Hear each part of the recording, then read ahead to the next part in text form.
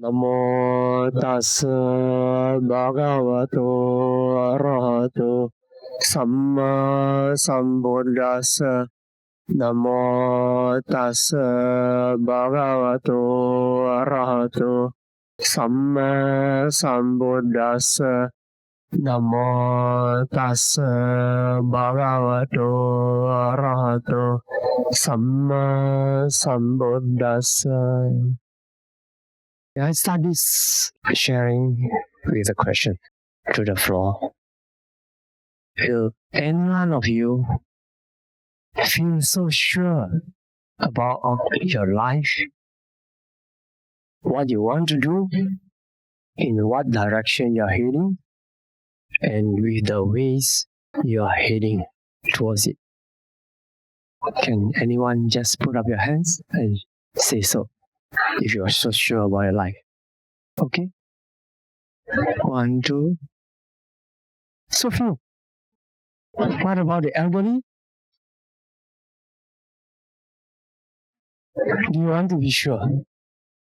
Okay. Try to imagine your life when you really feel sure in the direction you're moving, in where you are, in where you're heading, and how to reach there. Is very important for life? This I call vision. This clear vision is so important to us. It means so much to us. In times of difficulty, in times of uncertainty, in times of vicissitudes of life, if you have that vision in you, if you feel sure about your direction, where you are heading, that gives you a sense of strength to overcome, to face, to conquer whatever obstacles, challenges that come your way. This vision is very important. Once you have that in your mind, it will be a strength, inner strength in you that drive you onwards day by day in that direction, and be fierce towards walking towards the unknown. There will still be a lot of unknown, but if you have that light in you, a sense of vision, a clear vision in you, your life will be no more the same. It will be different. I put up my hands just now, and I really feel thankful to the Buddha for giving me that certainty. And I wanted to share with you how to find this mission, this vision. And when given the vision, it comes with mission as well. But vision comes first. We always see before we walk towards it. We always see ahead of our steps. So this seeing is important, this vision is important. Only after we see, we reach, we move towards it. So this vision is important. And let Dhamma help us with this vision. During the Buddha's time, very often the Buddha gave a progressive teaching. Tell us about how we can do good, giving dana, and then giving and then observing morality and developing concentration and wisdom, and tell us about different aspects of life, expanding our worldview. Tell us there's a possibility there are these beings called celestial beings, heavenly beings, and then these Brahmans, and then these Arupa Brahmas beings without the body, only the mind, and telling us the possibility that we can be free from this cycle of birth and death. What did the Buddha mean when he did that and presented the Dhamma in such a way? He actually wanted to show us the possibilities of life. Quite a few times when we talk about life, when we discuss about life among shrines, someone, Bhante, isn't it true that life is cruel? It is a life, the law of the jungle, the survival of the fittest. rule, hold sway. Why not we just surrender to it, just flow with the game, flow with the rule. There's no way you can change it. Survival of the fittest. So be the strongest and take advantage of the weakest and then triumph. Make the best out of our life, regardless of what happened to others. Because this is a cruel world. Survival, look at the animal worlds. The lion will eat up the wolf, eat up the jackals, elephants. The strong will bully the weak. Isn't this happen to a human world as well? And I told him, what you understand about nature is only what within this realm we call human and animals. But is there no higher possibility? I told them, a few times people ask this question, not one person. I said, the Buddha, in the Buddha's teaching, the Buddha has opened up our vision. Yet life is not only this. We are capable of higher potential and higher possibilities. We don't need to be bound by these limited possibilities. That we have to struggle. We study the I Ching, the book of change. If you study Tao, the book of change teaches how to play the game of the human world so that we win. We don't lose. So that we triumph. But that is only, no matter how good it shows, it only shows the way to play the game in human world. But the Buddha told us the higher possibility. The understanding, after we know the Dhamma, our understanding about space change. It's no more only this three-dimension world. There are higher beings and there are lower beings. Lower beings, we have ghosts, we have asuras, animals, But then we have hell. This is true, this is verifiable. This is no fiction, no legends. This is real, verifiable. It can be proven, but not by scientific instrument, not the material instrument, by the mind instrument, the mind power. So these are the possibilities. We can go lower. If we are not careful, we can go lower. Then we can go higher as well. There are heavenly beings. We have the various, we call sensual beings, Chatumarajika Devas, Tavatingsa Deva, Yama Devas, Tusita Devas, Imanarati Devas, Paranimita Vasavati Devas, and then Brahmas. That's Jhana, second Jhana Brahma, fourth Jhana Brahma. Depends how classified. So these are the possibilities. Then there are Arupa Brahmas as well. You can be, there's a being you call neither perception nor non-perception, which live a long life. In the Dhamma, the Buddha shows the wide spectrum of possibilities for life. And the wonderful thing is that there is a mobility between these realms. Mobility. That means one life can be reborn in another life, in another realm, and interchangeable. Based on our own karma. Our own good karma and bad karma. We go up and down. Of course, there's a whole science about it. Right? There's a whole science about these things. Verifiable. Can be proven by empirical. They are empirical. So, these are the possibilities. And then, how do we? You may ask, Pandya, how are you so sure? We say, we are very sure. How can we know? The Buddha not only tell us something to believe, the Buddha shows us the way to prove it, to know for ourselves. Because belief is not so strong, not so reliable in the Buddha's teaching. Faith is important, but we don't go by faith alone.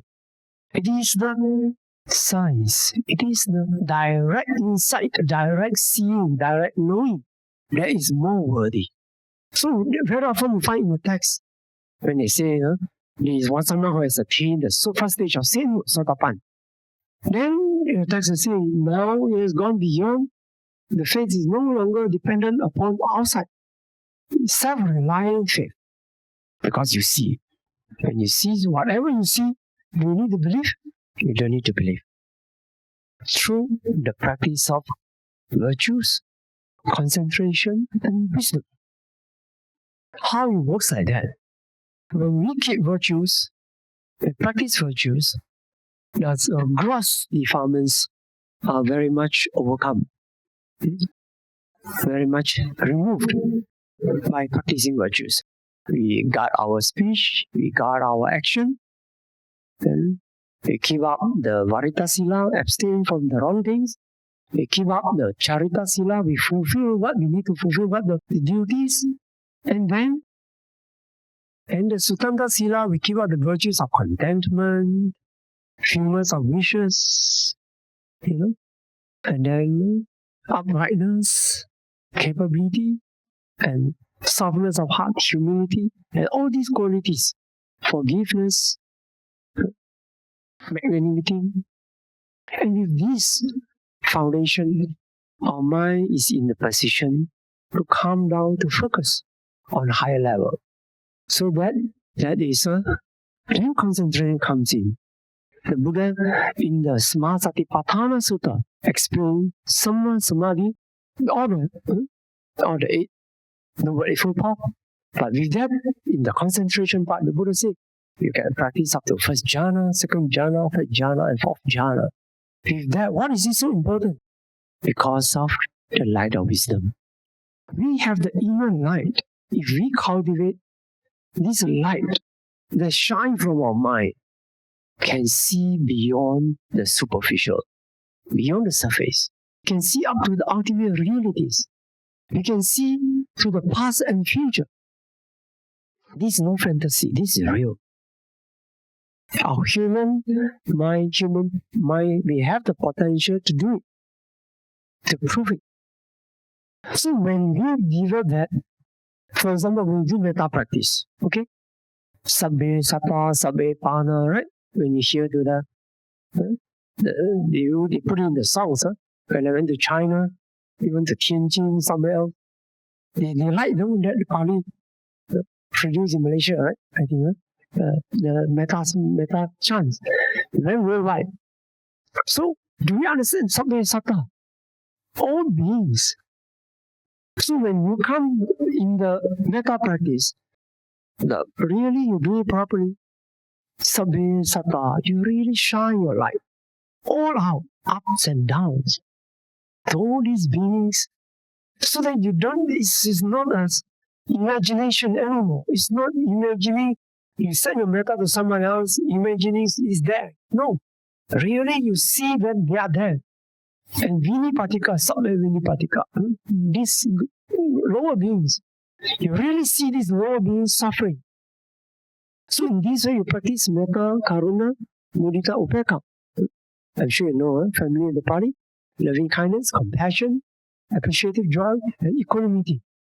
So when you do a practice like that, then you look, actually, there are these other beings, you see for yourself. And then later you may realize that you yourself have gone through various realms. When you can see that, oh, I've gone through these realms. Some of us, you have reached the room.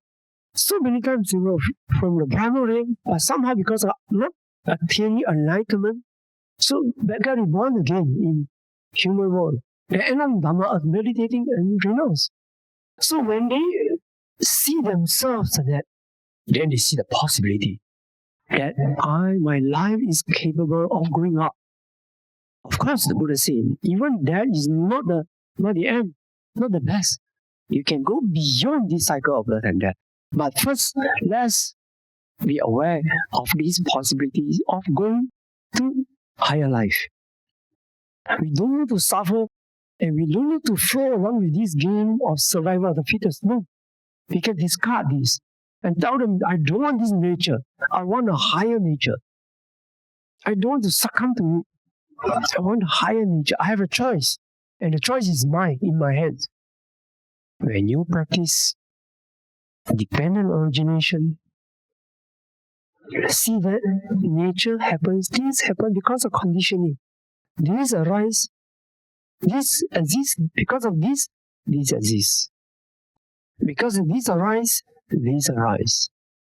Because this not existing, this one also not existing. Because this one vanish, this one also vanish. It looks simple.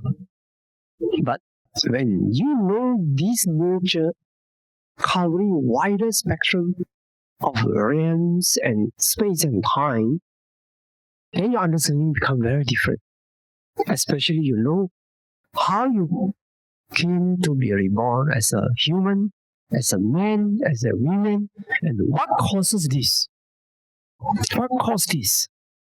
There are a few conditions. Our craving, our ignorance, our attachment, our karma, and our formations. And all these conditions shape our present life. So now, if you do like that, you shine your light. Shine your light. You can do that. Everyone, try. Then if you practice deep concentration, cultivate this light, inner light. Then you can see from here to the mother's womb and back through the mother's womb to the previous. Before you get reborn in the mother's womb, the first moment, what is the before?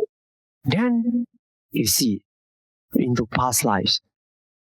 And many people are mistaken about it. They say past life is not important. Past is past. We care about the present moment only. No. Our history tells us a lot of reality of life, a lot of truths of life. For example, if someone only has no memory, no history in the mind, only present moment, you may not even realize why someone punch you. You may go around and punch that person, then you forget about, let's say we have some being like that, they forget about the moment immediately, then the person punching that, A will punch B and the B punch back, then A also, why you punch me? Because he has no memory of the past. He couldn't see the cause and effect, couldn't see the mistake is his. But when you see a longer time frame, then you see the cause and effect. You see the problem actually mine. The cause of the suffering is actually mine. Nowadays, many people don't believe or barely believe, half believe that there is a cause and effect. Really, many Buddhists also half believe only. Cause and effect. Is there cause and effect? You have doubt. So when you do good, you tend to have some kind of stinginess remain, right? I better don't. How do I know? You want to do good just to play safe, so that I have some insurance for my future. But at the same time, sometimes the stinginess is there. Why? Because there's not fully convinced and not fully having real confidence in the law of cause and effect. And this lack of faith, lack of real understanding of cause and effect manifests in so many aspects of our life.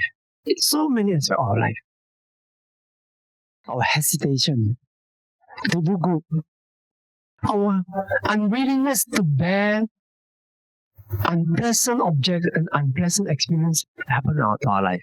But for people who have to see clearly what causes produce what result, then they are fully convinced. As convinced as there is a sun and moon in the sky and the stars. As clear as that, as convinced as that, there's no more belief. That faith, that confidence is no more belief kind of confidence. That confidence comes from seeing direct understanding.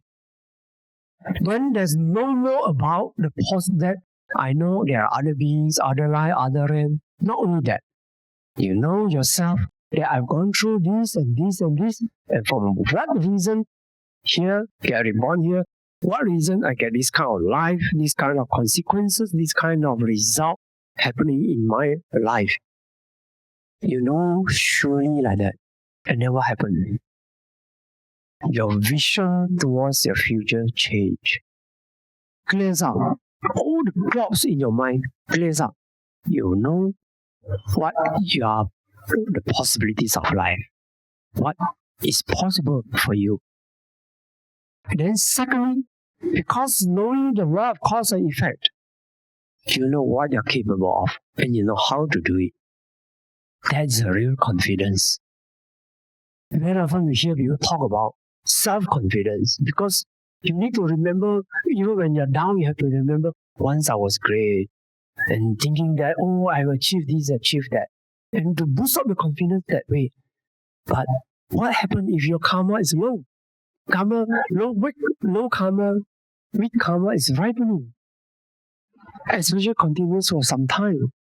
Then you lose the confidence about life. But not for such a person or yogi who see reality. Because someone who sees reality, the confidence doesn't rely on how well you perform. Even you are down and out, even in the lowest period of your life, you have that confidence that natural law exists. Possibility of life is still there. It is not changing just because now your karma goes low. No. You know, the natural law there is still there, as true as ever. All you need to do is just fulfill the causes and change. Just fulfill the causes and change. So that kind of confidence is the most worthy and reliable confidence for our life. Because of the vision. Because of the vision into reality, into the possibility of life, into the law of nature, natural laws, especially the law of cause and effect. That confidence arise in you. Even though your job may not be finished yet, but you know where you are heading and you know how to lead towards it, to move towards it. So the Buddha tell us about these possibilities, but the Buddha is not finding faith through Dhamma. Yeah, there's a one stage, but finding vision. Because the Buddha said, hey, Pasiko, come and see. So once we have that vision, this vision is very useful, very assuring, and very powerful. It's a backbone of our life. So we move towards this. You know, once you have assured, your mind has no more doubt, you know your possibilities, then you have a vision into future. That is one aspect only. But we don't practice Dhamma only for future life. In fact, the more you care about your future life, the more you need to care about your current life, your present life. Because without taking care of our present life, it is useless, futile to talk about future life. Because future cannot be assured if our current present life, we cannot even take care of this present life. So what about our vision into our present life? 1 year, 5 years, 10 years ahead. I heard many people tell me, Bhante, I want to do this, I want to do that, I plan this, I plan that, and when I come to this age, I want to be like you. I'll be a monk.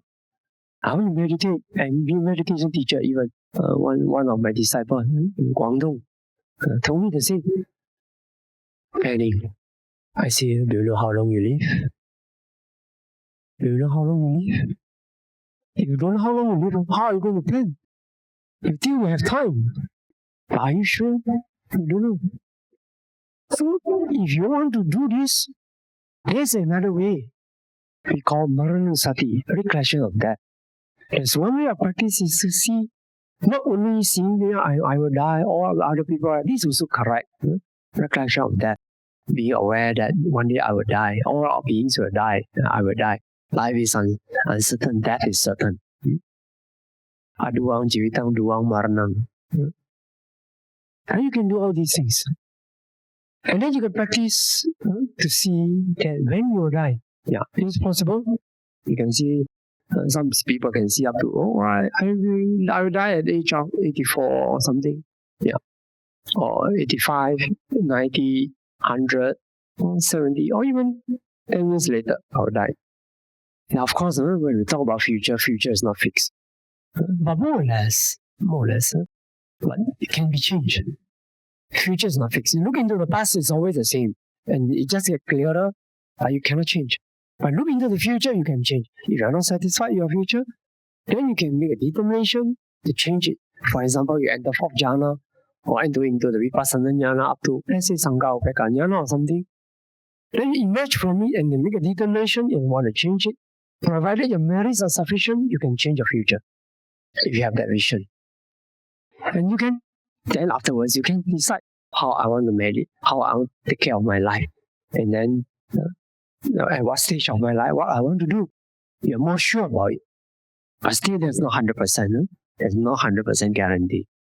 If you happen to do something very severely wrong, then it can be fatal. And if you do something very true, very good, then life can change. It can change. But within certain range of changeability. Within certain range of changeability. Okay? Then some people say, "How is it difficult?" Frankly speaking, it's not difficult. You just need to have concentration. Okay? Then let's say, you say, "Well, I'm not even come to that yet. How am I going to have a better vision about my present life with Dhamma?" When we talk about vision, we talk about a time frame, right? We talk about a time frame. So when there's a time frame, we always see some cause and effect. But it's more difficult. The shorter time frame you have in your mind, it is more difficult to have a clear vision. Because just as I told you, if someone only have a 1 second memory or just present moment, you can't even remember the last second, like how he punched others. Then he got a punch, he said, "Well," and he felt so innocent. Why I get the punch? In fact, many people's life are like that. Not in that extreme example, 1 second. But let's say 20 years.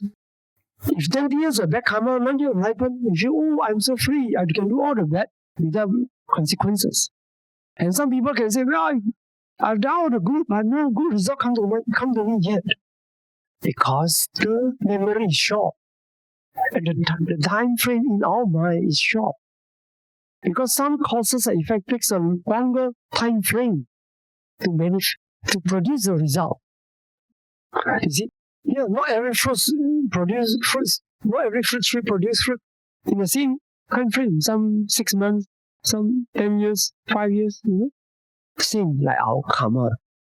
So this is important. So when you have, of course, if you have a vision towards into your future life, the possibility of future life, this is very helpful for you to have a vision for your present life and have a vision of what you want to do now. But let's say you don't have such a long vision, even for your life, how long you live, then you have a clearer vision. But let's say put it shorter. Okay, let's say you just imagine, without having certainty, you imagine that can you live more than 100, 120? Not easy, right? Generally, the longest, you live up to 100 years old, 100 and 105, right? So you more or less you can see the human lifespan, the possibility of human lifespan. Then you can see what you can do at this stage. What is the prime of life? Period where you can really make good use. Actually, very short. Think of it, very short. Not many people can quarrel until 90 years old. 90 years old, still can quarrel. Only rare personality like that, they really not to quarrel. I'm sure you know. Then, otherwise, most people don't have that. Life is short.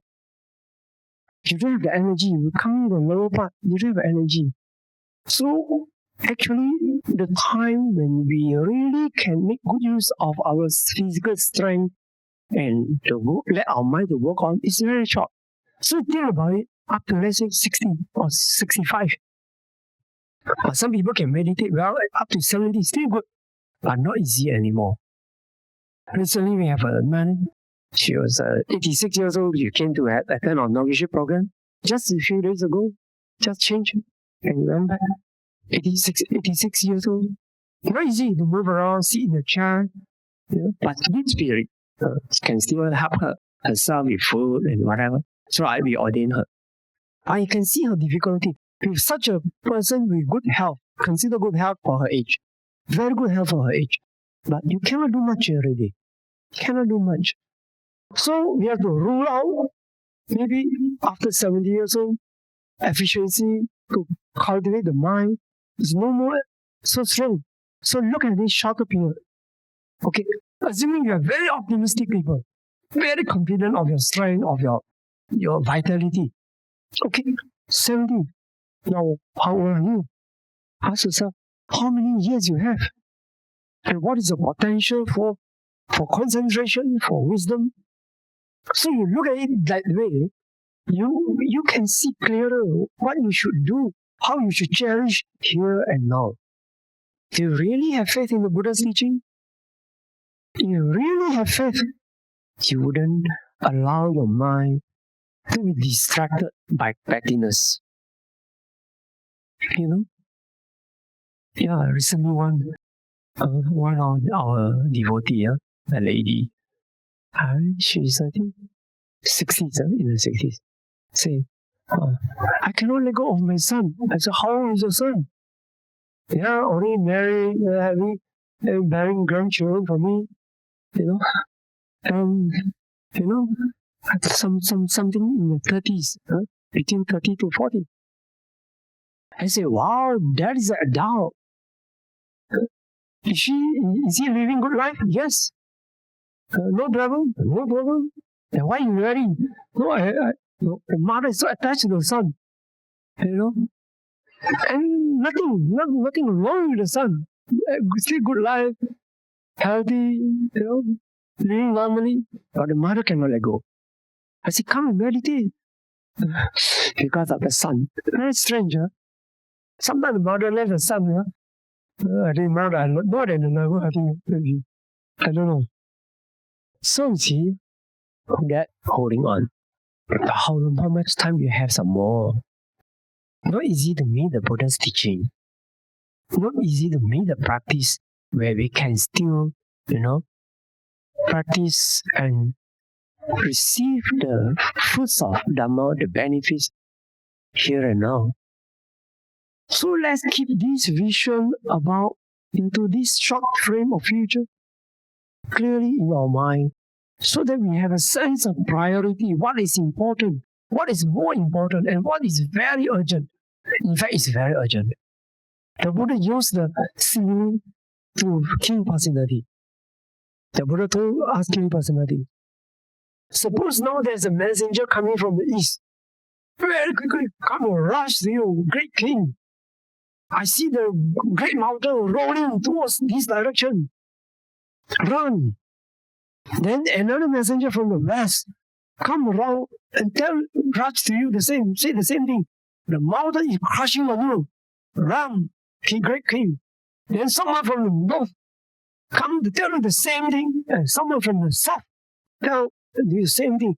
All four directions, the great mountain are crushing on you. Run, great king. What would you do? Then King Personality say, what can I do? You come from all four directions, crushing on you. What can I do? Just be mindful of the Dhamma. Then the Buddha say, yes, now I declare to you this reality, that this birth is crushing on you, old age is crushing on you, sickness is crushing on you, and death is crushing on you. More than the four great mountains. What you should do? Yeah, what can I do one day? Just to stay in here now and remember Dhamma. That is the simile used, the metaphor used by our Lord Buddha.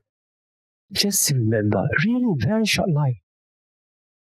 In fact, the Buddha even related the old story of a great king in the ancient time, where the human lifespan have about 5 or 6, a few thousand years old. Human lifespan was so long, human few thousand years old. And then at that time there's a king telling his people, please meditate, practice Dhamma. Life is so short. Very soon we die. Strive on. Remember the Dhamma. Practice, do good. Then the Buddha told the audience that at that time, human lifespan a few thousand years, the king has such a sense of urgency and instill this sense of urgency in his population, his people, telling them how short life is. And now, what is our lifespan? 100 years average. So, isn't it we should be even more urgent and try hard in the Dhamma? Really. And now our lifespan is shorter than 100. Generally shorter than 100. Now they count the human lifespan increasing. That is by avoiding the childbirth mistake, whatever. Then they say because and then prolong the life artificially, So because of that, we feel, oh, now the human lifespan increasing. No, during the Buddha's time, 100 years average, and now it's shorter than that, and going to be shorter and shorter. Put aside the increasing of lifespan due to, saving of the babies or whatever. No, not like that. Look at human lifespan. So, we don't hear many people live up to 100 years anymore nowadays. 80, 90s, that's the most, 80, 70 over. So let's feel a sense of urgency and be aware of what is coming to us. Frankly speaking, I feel some sense of urgency, especially after last year. 1st of January 2023, last year, I was so strong. In Himalaya, so strong. I could take food 2 days once. And then alone in the cave, home, okay, I could endure.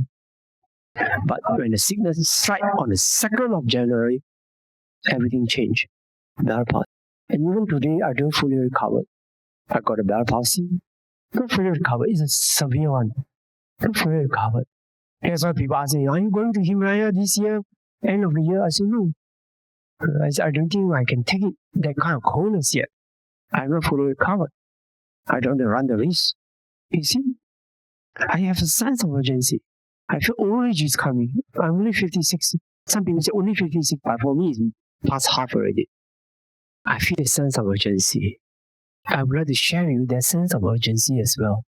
In fact, some of you should feel even more urgent than myself. At least I'm more, I'm quite certain about where I'm heading and what should I do to head towards that direction. But just now, so few of you raise a hand. Of course, some people are shy to raise a hand. In fact, there are more among you all are sure about your life, but some are shy. They don't want to raise. I think it's important. Now, we are all fortunate people. We have come to the Dhamma.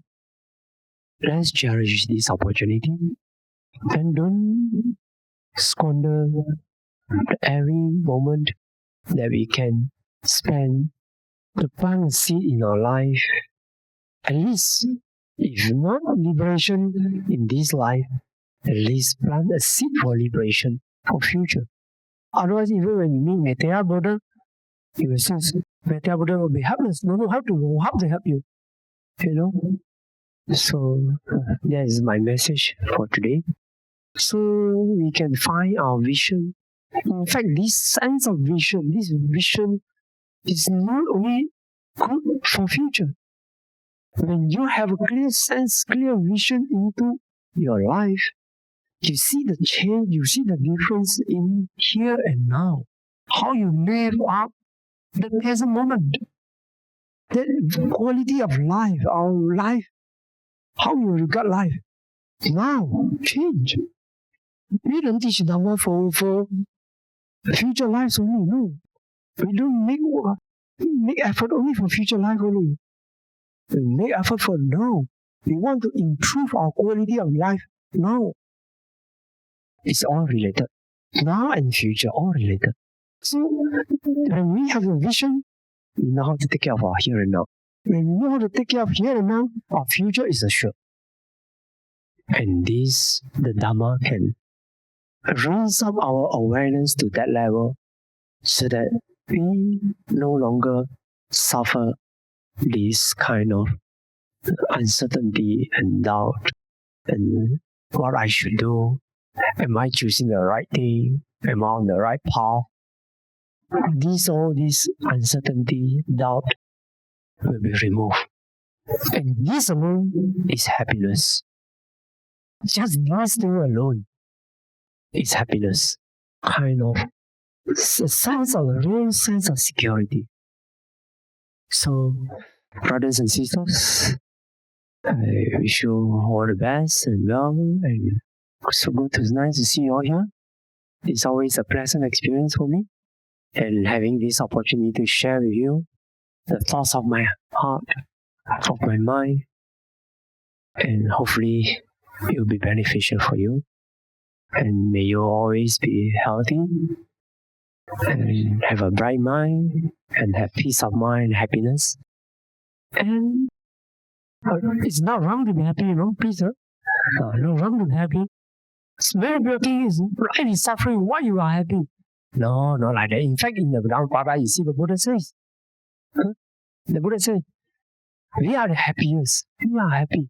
Happy is not wrong. Not wrong. In fact, the Buddha brought our attention to the reality of life, which is suffering. It's to help us. It was actually meant to guide us out of suffering. So if they say Buddhism is a pessimistic religion, sorry, you're wrong. The Buddha did not only teach suffering. He taught the cause of suffering. He taught the cessation of suffering, which is a hope, great hope. Only with the Buddha we know there's a hope, such a hope, there's a way out. Without the Buddha's teaching, there's no way out. You can hide and not ignore and try to pretend you don't see suffering, but suffering is still there. You can pretend there's no death, but there's death. So the Buddha gave us the way, cessation of suffering, and the way leading the cessation of suffering. So this is really realistic. The Buddha is not pessimistic, not optimistic. It's realistic. There's the reality, and then at the same time, in reality, there's also a chance to get out. Okay, so I wish you happiness. And in fact, there's a lot of happiness when you penetrate suffering. If you can penetrate suffering deeply, then the more you understand suffering, the more you transcend it, the more you slightly rise from it. Okay, and wish you happiness. Always have good health and progress in the Dhamma. Okay. Sadhu, sadhu, sadhu. Okay, we have a short making aspiration and sharing of medicine. Please recite after me.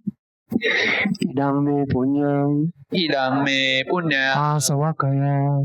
Asavakaya. Daham hotu. Baham hotu. May these merits. May this merit enable me conquer defilements and all causes of suffering. This is a simple translation. Actually, precisely asava means things. It's a specific term. Okay. Idang me punya. Idang me punya. Nibbanasa. Nibbanasa. Pacayo hotu. May these merits be a supporting condition for my realization of Nibbana, the peaceful happiness. Okay, just for clearer some understanding, because everyone have doubt. Oh, what is Nibbana? Why should I ask for Nibbana? So, one quality of Nibbana is peace and happiness. So you do that. So you have a sense. Strong, clear understanding towards it. Mama punya bagang. Sabba satana. Dajemi. Sabe. Sama. Punya bagang. Labantu. I share my merits. With all beings. May all beings. Rejoice. And have an equal share. Of my merits. Okay. We recite sadhu 3 times. Sadhu, sadhu, sadhu.